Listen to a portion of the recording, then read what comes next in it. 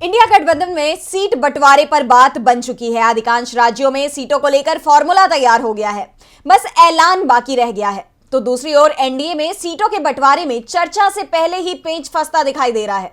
गठबंधन के कई सहयोगी तो पाला बदलने की भी तैयारी कर चुके हैं, तो कुछ साथ छोड़कर भी जा चुके हैं। ऐसे में सवाल उठ रहे हैं कि क्या चुनाव से पहले बिखर जाएगा एनडीए?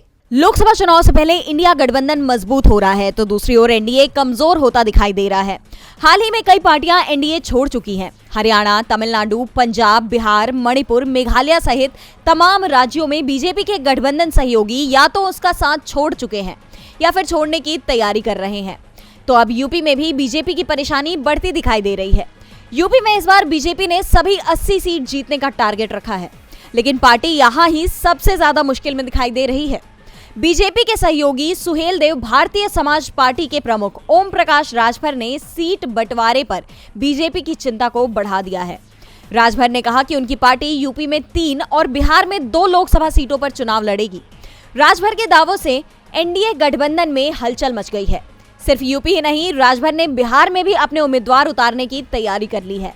वैसे दावा तो यहां तक किया जा रहा है कि राजभर इंडिया गठबंधन के भी संपर्क में है और मौका देखकर वो पाला भी बदल सकते हैं। दरअसल राजभर जब एनडीए में शामिल हुए तो उन्हें योगी सरकार में मंत्री बनाने का भरोसा दिया गया था, लेकिन बीजेपी ने अपना वादा नहीं निभाया और अब ये संकेत भी मिल रहे हैं कि सीट बंटवारे पर भी बीजेपी राजभर की मांग नहीं सुन रही है, जिसके बाद कहा जा रहा है कि राजभर पाला बदल सकते हैं। डीवी लाइव की रिपोर्ट।